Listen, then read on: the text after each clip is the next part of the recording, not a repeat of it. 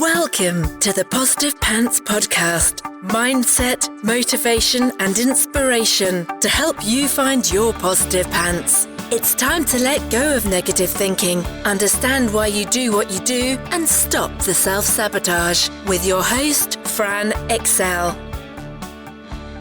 Welcome to the show. As always, it's Fran Excel, your resident subconscious success mentor, helping you find your very own pair of positive pants so you can get out of your own way and live a life that you love. If you want to stop self-sabotaging your own success and let go of the stress, then you are in the right place, my friend. Make sure you download your free Stressed to Success guided meditation at bit.ly/stress to success as my little gift to you just for being here. Please do subscribe, share and review. It really, really helps people that need to hear this message find us, and I so appreciate it. In the show notes, you'll also find details of how you can work with me and where you can get your mitts on my meditations, products, printables, programs.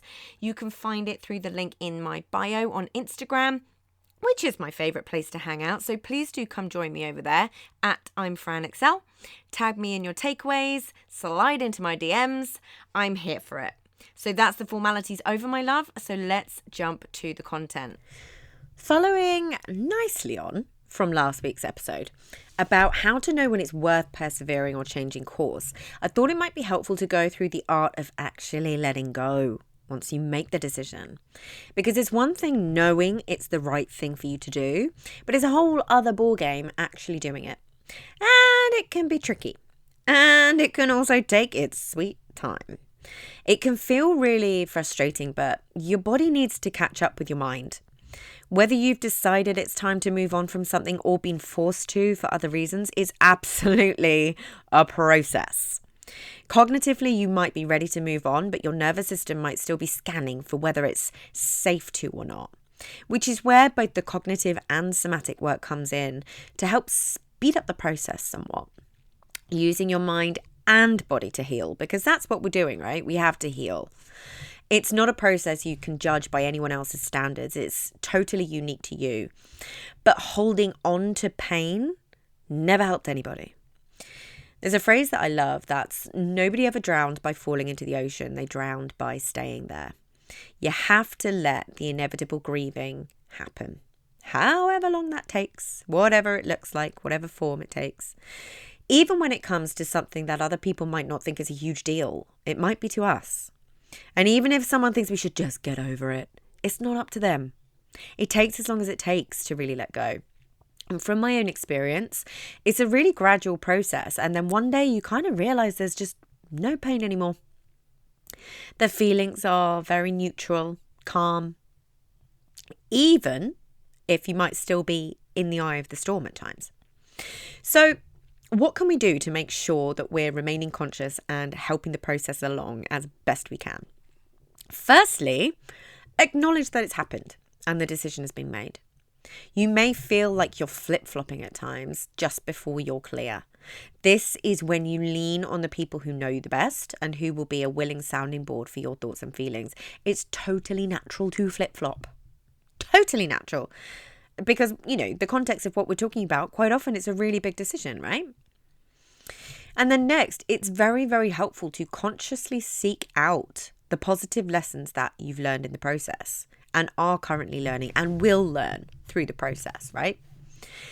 Even if they may have been tough lessons. What's changed in terms of what you will or won't accept in the future? How will it mean things will be different next time you're in a similar situation? Can you actually imagine yourself ever getting into a similar situation after going through it? Next one is always make sure you check in with the stories you're telling yourself. And if they're actually true, what are you making it mean about yourself? Whatever you're doing, like whether you're leaving a relationship and will be single again, what are you making that mean? Or if you've decided you just don't want to run a business anymore or stay in your career, what are you making that mean? What story is there around what other people will make it mean? And a hugely important part is to recognize what your non-negotiables are now and how the previous situation wasn't meeting them or your needs. Always helpful to know that despite it potentially feeling painful, it's not what you wanted anymore. And you get to dream and visualize what you do want now. And on that, it's really important to make sure you're not looking at the past with rose-tinted glasses. There may have been some amazing positives, but what wasn't right for you? How long were things hard or you feeling unhappy? My favorite part of the process in the art of letting go is to start to get excited about your future and all the new opportunities that lie ahead of you now. That simply wouldn't have been there without needing to let go of this situation first. Things that you can do now that you couldn't before. Opportunities you have that now that you didn't before. Love this part.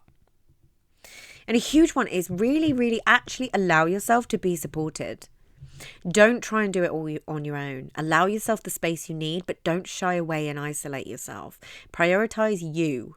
This is your time, your needs, your wants. Yeah? And that won't last forever. Embrace it and take full advantage. Next up, recognize any guilt, shame, or blame you are piling on top of the situation and challenge it as if you were a casual observer of the situation and not so personally invested in it. Try and take that zoom out approach. Be a fly on the wall. And then don't get attached to a timeline of being on the other side of it. These things take time, and that's okay. There is no minimum or maximum time. It takes as long as it takes. Look for what you can be grateful for from the situation, or what can you be grateful for by getting out of it.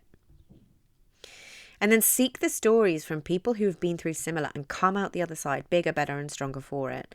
The people who are challenging the status quo and showing the positives of a situation that aren't often talked about. And remember that these feelings are temporary. Don't judge yourself for having down days. Cry, scream, do what you need to do. And this is a big one, okay? Take any responsibility that is yours to take. And there will be some, but nothing more. Forgive yourself for whatever you need to forgive yourself for in the situation. And again, this comes to relationships, giving up a business, changing career. You didn't know better or couldn't do better then. You do and you can now and moving forwards. And that's a gift in itself, right? And as always, practice emotional and nervous system regulation more now. This is the time to double down and help your nervous system catch up with your mind. EFT, so tapping, hypnotherapy, heart math, making sure you're moving your body. They're all my first ports of call. Every time, without fail. And then recognize what was within your control and what wasn't in the situation. This is really big in being able to let go. When you can really look at something for the truth of it, so much can just be let go then and there. The click of a finger, right? And next up, do the healing work because it'll be required, right? And healing work is not as scary as it sounds. Everything I've already been talking about, the cognitive work, journaling, EFT, whatever you want to do to heal it and make sure that those emotions aren't staying stuck in your body, right? And then keep yourself busy, but big caveat here, not out of avoidance. Do it in a positive way. Fill your time with things that you're looking forward to. Go see new places, spend time with people, do new things, learn a new skill, but don't avoid what's going on. Yeah. And finally, remember that you never know what amazing things can come from a situation that might feel awful at the time. Hold on to that and allow yourself to be excited. Good things are coming if you let them. And as I've recorded this, I am practicing exactly what I preach. And I've put myself way out of my comfort zone on a long haul solo trip. So that is where I am right now. I've done something I never would have before. I've pushed myself out my comfort zone solidly towards post-traumatic growth, which is an episode in itself. And I couldn't be happier and more content, even though I'm still in the eye of the storm in many ways. The focus is on the light at the end of the tunnel, and not the darkness of the tunnel itself. And I couldn't be more excited. And I want you to know that that is available for you too. So if you got value from this and you know in your gut that now is the time to step up and start rewiring your thinking and start changing things for yourself, then join the Positive Pants Toolkit app and community so you can work out what needs to happen to get you from where you're at right now to the action-taking success you know you can be. And if you want my eyes and ears on your problems, then I work with people one-on-one and through my programs. You can find all the details to join the toolkit or book in a call in the show notes, the link in my bio on Instagram, and on my website, franexcel.com. So stop waiting for if and when and choose to change things now because you can. I'm here to believe in you when you don't believe in yourself. And as always, I hope you found this helpful and I'll see you next week. Bye.